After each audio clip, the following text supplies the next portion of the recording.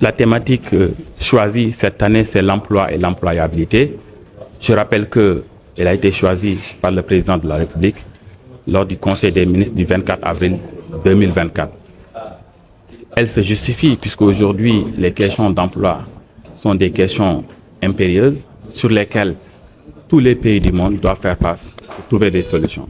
Et le Sénégal n'est pas en reste. Et c'est la raison pour laquelle, avec le taux de démographie développé et les unités de production qui ne sont pas au rythme, et je pense qu'il y a lieu de réfléchir sur des questions relatives à l'emploi. C'est ce qui justifie cette année que la conférence soit axée sur l'emploi et l'employabilité. Pour le chômage, je pense que je vous renvoie aux statistiques qui sont là. Comme on dit, les faits sont têtus. Et c'est la raison pour laquelle il nous faut une mobilisation nationale, une mobilisation inclusive, regroupant l'État, le gouvernement, les partenaires au développement, les syndicats de travailleurs et de patronat, de même que aussi tout ce qui tourne autour de l'emploi, pour réfléchir de façon inclusive afin de trouver des solutions concrètes au chômage des jeunes. Je pense que cette conférence sociale, à la fin, sera sanctionnée par une feuille de route qui sera déroulée et qui nous permettra de trouver des solutions par rapport à ce taux de chômage. Les innovations pour cette édition, c'est une conférence qui sera axée sur 6 tables rondes, vu l'importance de l'emploi. Et dans ces tables rondes, le monde rural sera bel et bien présent. Le numérique aussi sera discuté, puisqu'on ne peut pas parler de l'emploi sans faire appel aussi au numérique, qui est une donnée importante permettant quand même aux jeunes de pouvoir trouver quelque chose. C'est la question relative à la migration, et c'est la raison pour laquelle on a dédié une table ronde à la migration, puisque c'est des questions qui sont là et l'État a la responsabilité de réfléchir et de trouver des solutions. On a parlé de migration, c'est quelque chose qui doit être organisé.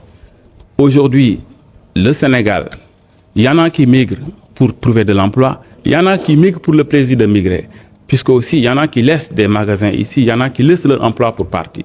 C'est la raison pour laquelle, dans cette conférence sociale, on aura l'occasion de revenir sur quelles sont les possibilités qui s'offrent au Sénégal, au gouvernement, pour pouvoir organiser cette migration circulaire, pour que les jeunes, quand ils partent, ils vont partir de façon sûre et sécure, tout en ayant un travail décent, avec une sécurité sociale et des conditions de travail dignes de ce nom, tout simplement du travail décent. Que l'emploi, c'est d'abord l'emploi salarié et l'entrepreneuriat. L'État ne peut pas recruter tout le monde, y compris les entreprises. Il y a lieu quand même de réfléchir pour trouver des solutions, pour faciliter l'entrepreneuriat. Comment faire pour rendre moins formel ce formalisme qui empêcherait ces structures-là de ne pas, même s'ils voient le jour parfois, ils vont, en 1 an, 2 ans, ils vont disparaître. Je pense que c'est un thème qui sera développé par des spécialistes, et à la suite de cette conférence, nous aurons quand même des débuts de solutions par rapport à ça.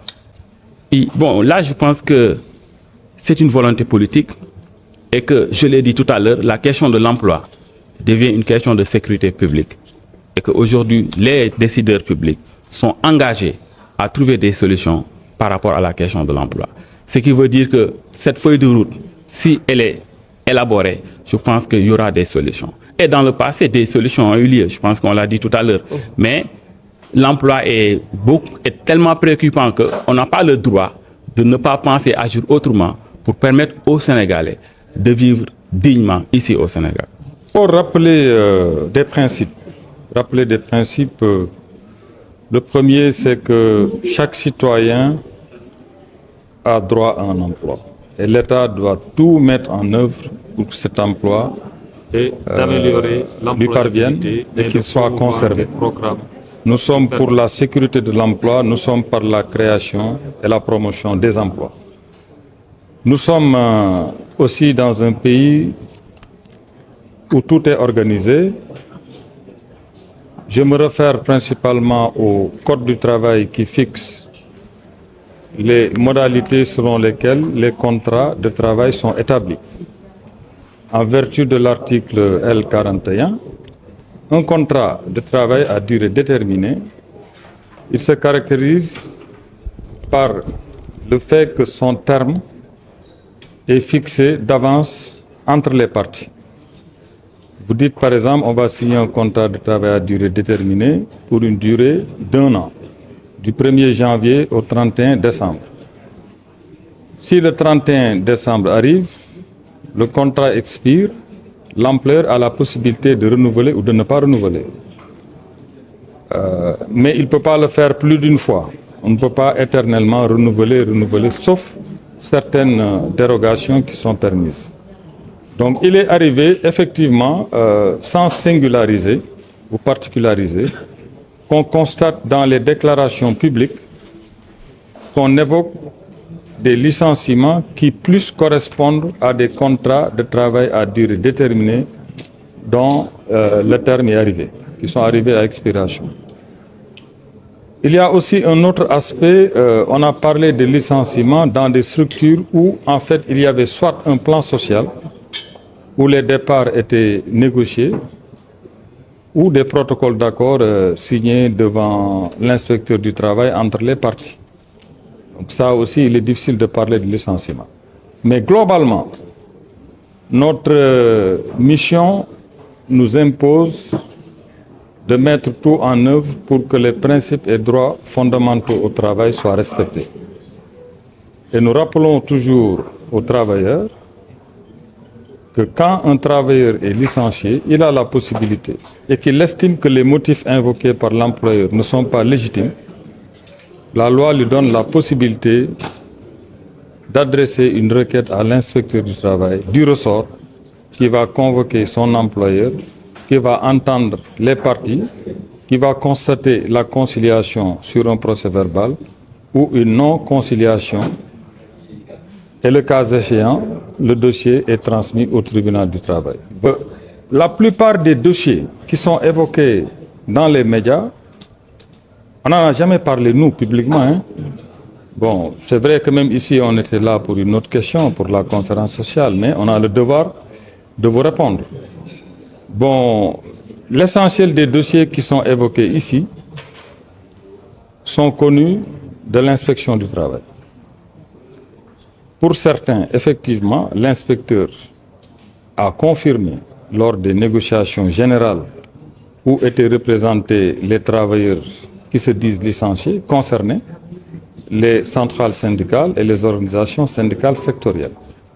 Au cours de ces instances, pour l'essentiel, les cas que vous évoquez ont été passés à la loupe et nous avons pu constater que pour la plupart, nous avons eu soit des contrats à durée déterminée qui sont arrivés à expiration, c'est là où on parle de 700, 725, même si sur ce cas précis, les travailleurs contestent pour certains contrats environ 200, où ils disent qu'effectivement, ces gens ont dépassé la période de renouvellement et qu'il faut les requalifier. Mais ça, c'est le juge qui peut le dire. Ce n'est pas au gouvernement ou à l'inspecteur du travail de requalifier ou de qualifier un licenciement d'abusif. Il n'a pas ce pouvoir. Donc voilà la vérité. Nous avons des CDD arrivés à expiration, des plans sociaux où les départs sont consensuels et des protocoles d'accord où les départs s'effectuent à l'amiable. Bon, naturellement, qu'il y ait des licenciements dont les motifs sont contestables, ça a toujours existé et ça existera toujours. C'est pourquoi il y a des institutions administratives et judiciaires chargées d'étudier ces dossiers et de rendre des décisions. Je voudrais rappeler que concernant le pacte social, c'est une demande du gouvernement. Je pense que le président de la République, lors de sa première séance de travail avec les centrales syndicales les plus représentatives, avait émis l'idée d'un pacte social en perspective de la refondation du dialogue social qui devait jeter les bases d'une collaboration franche, objective sur les préoccupations majeures qui se posent au monde du travail. Cette volonté a été réaffirmée à travers plusieurs conseils des ministres et plus essentiellement lors de la grande rencontre tripartite gouvernement, syndicats, travailleurs présidée par le Premier ministre. Donc voilà un peu l'historique de ce projet de pacte qui a fait l'objet de discussions franches, ouvertes et objectives. D'abord, le gouvernement a réuni l'ensemble des partenaires sociaux et de manière très inclusive, parce que le premier pacte n'a été signé qu'avec les centrales syndicales. Mais ce pacte se veut beaucoup plus inclusif parce qu'il a inclus les syndicats sectoriels, notamment dans certains secteurs comme l'éducation, la santé, les collectivités territoriales, le secteur primaire de l'administration. Donc, tous ces partenaires sociaux ont été réunis pour discuter, s'entendre sur un agenda, s'entendre sur des termes de référence. L'agenda et les termes de référence ont été validés sans contestation. Nous sommes partis donc dans ces travaux, on s'est organisé en atelier et en plénière. Il y a eu globalement des discussions sur des attentes de chacune des parties. Les attentes ont été exprimées, attentes d'ordre général, attentes d'ordre sectoriel. Des discussions aussi sur les engagements. Le gouvernement a pris des dizaines de mesures qu'on a traduites en engagements, des mesures qu'on peut qualifier de réalistes, de mesures objectives et qui sont soutenables. Donc le pacte contient des engagements spécifiques du gouvernement qui ont été exprimés de manière claire et précise, et ça c'est incontestable. Maintenant, on est sorti de ces travaux avec ce qu'on a pu appeler un draft zéro. Un draft zéro, ça veut dire que le travail n'est pas terminé. Un draft, il est soumis d'abord à l'autorité politique, il est soumis aux organisations syndicales, il est soumis au patronat, qui peuvent tous apporter des améliorations, des modifications ou des amendements. Maintenant, l'étape qui est importante aujourd'hui, c'est que d'une part, il faut que les autorités politiques rencontrent les autorités syndicales, parce que nous, on avait un travail technique, on devait livrer, notre livrable, c'était le draft zéro. Il a été livré. Une fois que ce draft zéro est livré, les autorités politiques, disons politiques, donc au niveau ministériel, vont rencontrer les centrales syndicales et s'entendre sur le maximum d'engagement possible. L'essentiel étant d'avoir un agenda social qui va accompagner l'agenda national de transformation Sénégal 2050. On a une stratégie nationale de développement 2025-2029. Il était important qu'on réfléchisse sur la façon d'impliquer les forces vives de la nation, en particulier les acteurs sociaux, dans la réalisation des différentes actions prévues dans le cadre de cette stratégie.